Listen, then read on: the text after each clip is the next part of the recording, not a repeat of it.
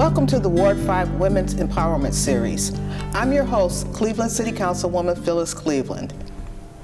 With us today from the Domestic Violence and Child Advocacy Center are Melissa Graves, Chief Executive Officer, and Victoria Grant, longtime advocate. Let's get right into it. Good afternoon, and thank you for being here. Thank you for kicking off our first series in the Women's Empowerment Series.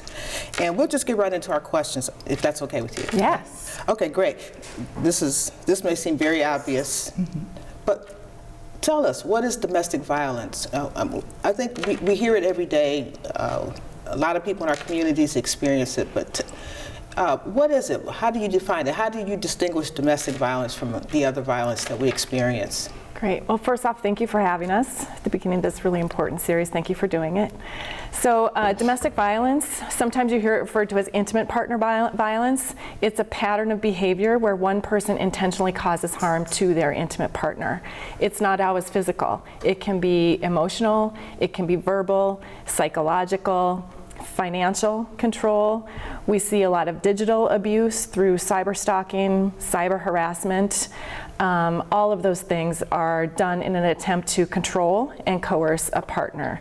So that is what we're referring to, all those things when we talk about domestic violence. And a lot of people think more about the physical piece, but a lot of the people that we work with say that the psychological and emotional scars often are worse and take so much longer to heal than the physical damage itself. I've heard that. So we all understand, how big a problem is this in our society?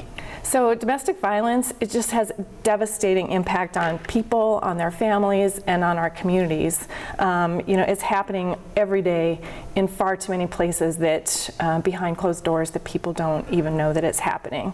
So domestic violence calls are the most frequent calls that come into our police departments. And here in the state of Ohio, in 2018, there were 91 deaths due to domestic violence across the state. So it's happening in epidemic and really big numbers. Statistics say that 1 in 4 women and 1 in 7 men will experience severe physical domestic violence over the course of a lifetime. And if you look at the homicide statistics, 50%, more than 50% of women who are killed in this country are killed at the hands of their partner. So that means that more than half of the women who are killed by a current or a former partner.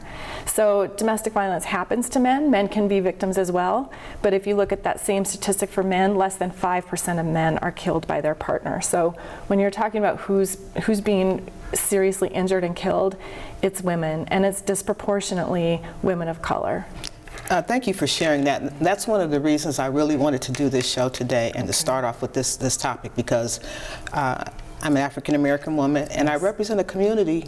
My ward is largely made up of African American women, single mothers with children. And so, again, we're disproportionately impacted by something that no one should be impacted by. Right. Absolutely. Yeah, so seeing that this is such a big crisis, and I'll say this, in my work as a councilwoman and in my travels in my community and the data and statistics that I get every day, of course there are a lot of violence, youth violence and other things going on, but domestic violence is the #1 incident I see. Yes, absolutely. And when we talk about statistics, as Melissa said, 1 in 4 women are victims of domestic violence. I always like to say that those are the reported statistics. So what we need to really do is take a look at the unreported. And so when we say 1 in 4, sometimes I say, how about we say 1 in 2? Because domestic violence is an underreported crime. I certainly see that. I've had people share with me their own personal circumstances, and they don't reach out, they don't call the police, they suffer in silence. Yes. And we just got to make sure that we get the word out that you're not alone, there is help available, and we will reach out to you, but we're going to help you. And with saying that, so the Domestic Violence and Child Advocacy Center, tell people what you do.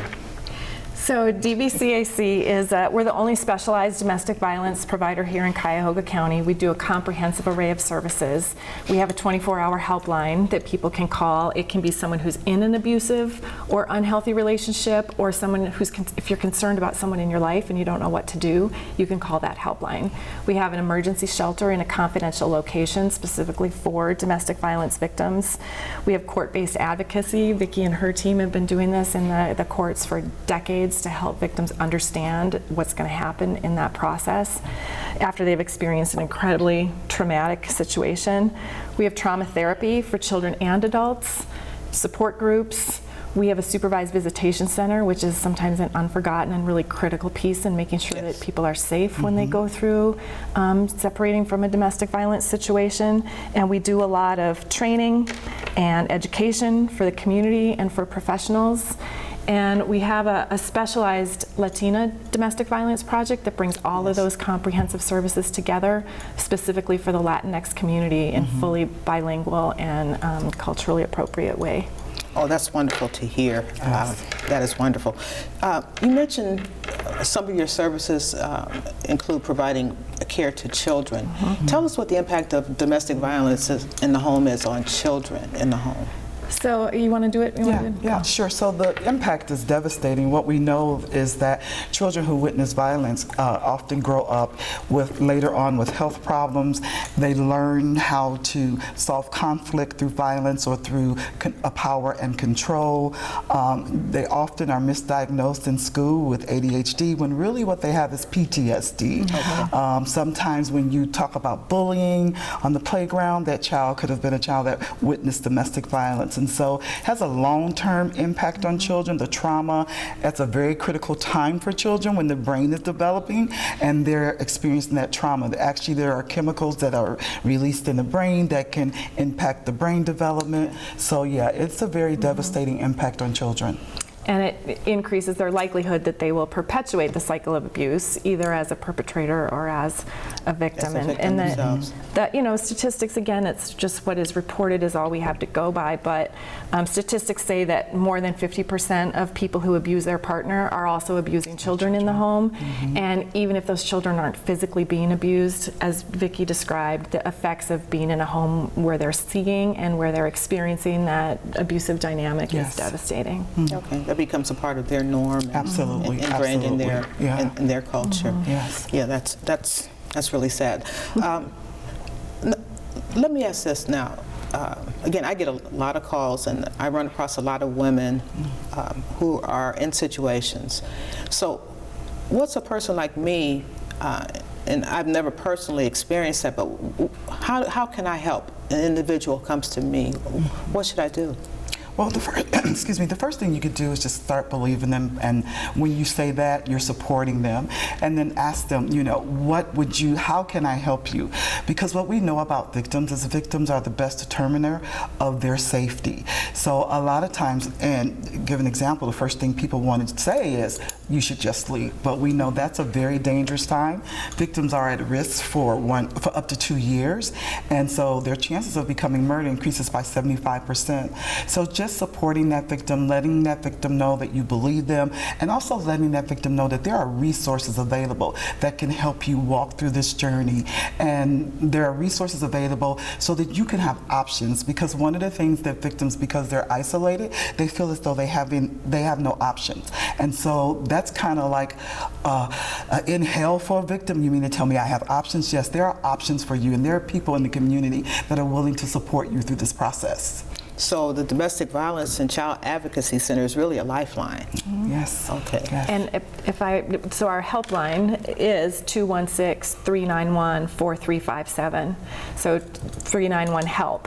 And we really want to get that word out into the community. Okay, 216-391-HELP. Yes. Absolutely. We'll make sure that everyone knows those. Can I add one? Sure.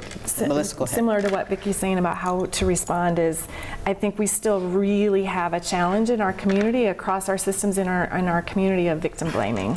where sometimes people's first instinct is to think, well, you know, why did you put yourself in that? How did you get into that situation? How did you let yourself get into that situation? And there's a questioning of, well, there's something wrong because you're letting that happen to you. And we really need to, you know, when you start to understand the dynamics of abuse, that anybody can find themselves in an abusive relationship. And once you're in it, the dynamics of the abuse are to keep you in it and to isolate you and to have you start believing that it is your fault and that there is no one who's going to help you. So all of that just has people get really stuck. Yeah, I understand. And I've heard that, as you mentioned, that it cuts across all classes and racial groups. Yes. Professional women. Yes. Are subject to domestic violence. Professional men may be subject to or perpetrators of violence. Yes.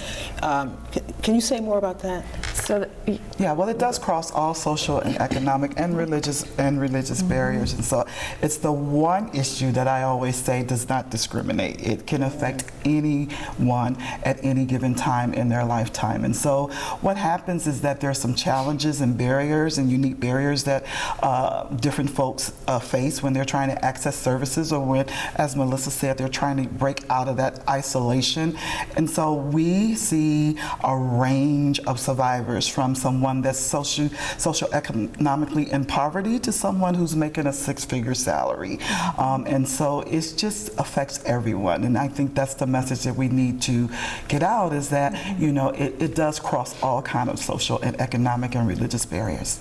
But there are nuances in how different communities experience the issue. Yes. So, you know, the more affluent and connected and powerful an abuser is, the system will treat that person differently than someone who's perceived as having less power. So the inherent, you know, racism and sexism that's in our systems is going to affect how our system sees people who are victims and perpetrators. Okay. Yeah, and not only that, it's also going to affect how the victim access services because of cultural beliefs, because of historical, cultural things that have happened. And so a lot of times victims of color are not going to reach out to law enforcement. They're not going to go through the judicial process because of the perceived bias of systemic racism. That's a good point you raised. Another cultural thing I've experienced among African American women is this notion that, keeping things private. Absolutely. You know, things that happen in the house you don't talk about to people outside the house. Yes. And the other side of that too is that, we're strong. Yeah. We can stand. Yes. We can bear. We can overcome on our own. Yes. And we know that's not true. So that's can you one talk of, about that's that? one of the internal barriers that women of color face, especially African American women. I'm strong. I can bear this. Because that's a message that we've gotten that has a historical context to the message that we have gotten over the years. And so we want to support our family and we want to support our partner regardless of what it's going on with us intimately, or regardless of what the violence that I might be facing. So what I try to do is help a victim to realize that those are some of the internal barriers that could probably put you at more risk, and just have a conversation around that. Once again, it's trying to get different messagings to survivors to understand that, necessarily staying in the relationship doesn't necessarily make you strong, it doesn't necessarily make you weak, but here are some options that you can think about considering. So it's working past all of those internal and external cultural barriers that women of color have in order to access services and actually reach out for help. And can I just say this one thing? Those internal and external barriers sometimes isolate women of color, and so they don't reach out for help, and what goes on in this house stays in this house. That's a familiar phrase. I heard that as a child, and so those are some of the things that keep women of color from reaching out. And it's an internal barrier you described so well, but it's also an external stereotype that when we talk about how victims are perceived, if a police officer or a community member or someone, there is that perception of a strong black woman, and how can that person not being seen as a victim? So we just need to shift that. Yes. Okay, I agree. That's a great point. Yes. A great point. Now let me shift a little bit.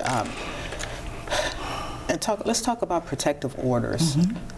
You know, we hear a lot in the news about, you know, you should get a protective order to keep the person, the abuser, away from you and to protect yourself. But then we also hear stories of where the perpetrators disregard the protective orders, or the police don't enforce them, or somehow, you know, there's a link or a gap in the system, and a person is hurt anyway. Can you talk about, you know, number one, tell people what a protective order is, how you get it, and then what's the best way we can make sure that these are effective tools for protecting domestic violence victims? Well, there are several protection orders. The first one is a civil protection order, which you can get in domestic relations court, and you're a victim of domestic violence through a household member or an intimate partner, and there's a stalking protection order, and there's also a sexual assault protecting order. And then there's the criminal protection order that a victim can receive. So that means criminal charges have been filed, there's a warrant issue, and so there's kind of a two process to that. So if the alleged defendant has not been picked up, you can get an ex parte order, which means that the victim can go in, have a hearing before the judge issues that ex parte order. The loophole with that is that the defendant has to be served. So if the defendant has no notice that this hearing has been held, then actually, you know, that's that loophole. But what I do with victims is I safety plan, and I let them know that. I said, this is a loophole in the system, that they have not been served. But if they come, you can call the police, and if they are still there when the police is there, then they can actually have that services. Then you get the full protection order, and that's when the victim is served. And it's designed to kind of help victims feel safe, and it can have a lot of things written into that protection order. You have to stay away for 500 feet. There can be no social media postings or threats. You can't get your friends or family to threaten this victim. This order is in place until this criminal charge is disposed of. You can put your your children on this protective order. Some victims can even have their pets added to this protective order. I went to a training last week in the legal caucus for the Ohio Domestic Violence Network, and the one thing they've done is, like, we know as advocates that the first thing that a perpetrator will do is destroy the cell phone or stop the cell phone service if there is a family plan. So now there's an ordinance under, and I don't know offhand, but you can actually ask that you still be on the plan, and if it's in the defendant's name, but the defendant cannot turn off the cell phone, cannot turn off the children's cell phone, and that can be written into the protection order. And so there are a lot of legal remedies with a protection order. I will say that a violation of a protection order is another criminal charge, and I don't think some law enforcement have been really trained, and some law enforcement don't understand. And if you have a protection order in Parma and then you move to Cleveland Heights, that protection order is valid in the entire United States. So if I decide to leave and move to Michigan, for instance, and I have that protection order, and my perpetrator crossed state's line and violates that protection order, it now becomes a federal case. So data says that, so it's a tool, and it can be an important tool. It's not the only thing, and it's not guaranteed to provide safety for victims. Data says that in about 50% of cases where a protection order is issued, the abuser actually does obey that protection order and stay away. And then that leaves half the times when they don't, and they're violating the protection order. But if there's one really important message we can leave today, I echo what Vicki said, which is a violation of a protection order is a criminal offense, and a report should be filed, it should be pursued. And so if a victim finds themselves in that situation, or somebody around in the community sees something happening, that victim has a right for that charge to be pursued in that violation, and and everybody should be aware of that. Absolutely. And I often tell victims that you file another police report, and we do see a lot of violation of protection orders. So that's a new charge, as Melissa stated. But I also wanted to talk to, in working with a victim, because my role is to support the victim, provide them with information, and let them make the choice and options. But one of the things that I will say is that if I am working with a victim and that protection order has been violated, I know that this defendant probably is at high risk for doing serious injury to this victim, because that tells me they have no regard for community restraints or for the law. And if you have no regard for community restraints or the law, then that makes you a dangerous person. So if that violation does happen, I let the victims know, and we got to do some really serious safety planning. And then I might even contact the judge and say, hey, this protection order was violated. I need you to revoke the bond. Okay, that's very good to know, very good to know. Something else you mentioned earlier was when a victim files charges, you know, how do you keep them safe? And I just wanted to touch on briefly yesterday in our City Council Safety Committee. Yes. Under the leadership of my colleague, Councilman Matt Zone, we have formed a working group to look at domestic violence safely. Yes. And yeah, we're really happy about that. Yes. Part of that discussion. Yeah, it was. We were really glad to see that moving forward, and so kudos to the city for taking the lead on that. It'll apply to city employees, so we hope that employers across the county will be looking at doing something similar.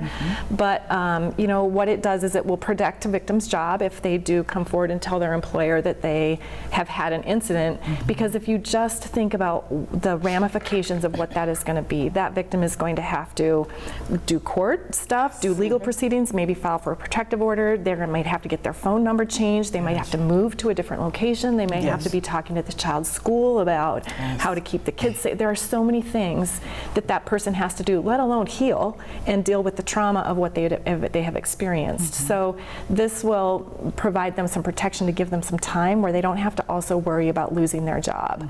I'm the statistics person. There's some data out there that across the country there are 8 million work days lost every year because of domestic violence, and statistics say that more than 60% of domestic violence victims end up losing their jobs because they can't maintain that employment where they're having 60%. So you think about what that does to disrupt a family's life, to disrupt that victim's life, and to disrupt our workplaces. I mean, that's a lot of people who are having to not be able to do what they want to do at work. So. And one of the things we want to do is train employers about how to respond to victims. I know that they have their own practices and their HR and their policies, but I think it's very important because I've had several calls from employers that say, hey, I want to support my employee and I want to keep them safe, but I also have 150 other employees that I need to keep safe and support as well. And one of the things we know about perpetrator behavior is I will go after that job. That means all the phone calls during the day that you're not supposed to receive, showing up unexpectedly. And so that's another tactic that the perpetrator uses in order to get that victim fired and make that victim actually financially dependent on that perpetrator, which further keeps them isolated and keeps them in that cycle of abuse. Okay, yeah, that's really interesting you say that. And I think a lot of us know of a lot of situations where we suspect a coworker or an employee is having a situation. And it's, of course, a very sensitive conversation. How would you suggest if as an employer or someone in a position, how can we help? How can we approach that situation? Is there a sensitive way to do this? Well, I think first you would start with your HR. I think your HR needs to implement policies that would address the issue of domestic violence and having an employee that's in that situation. I think one of the things that you would do is make sure that you let that victim know that her information is confidential. So therefore, you know, it's not going to be discussed at the water cooler or things like that, and that there's some resources available. Maybe the employee assistance program, it could implement something for a victim, but just supporting I think it's so important for victims when they're employees to know that their employees understand and are supporting them. And just feeling comfortable with, when you put those policies and procedures in, that sometimes the victim is not going to disclose everything to you at the first meeting, and that's okay, because victims have to trust as well, because their trust has been broken.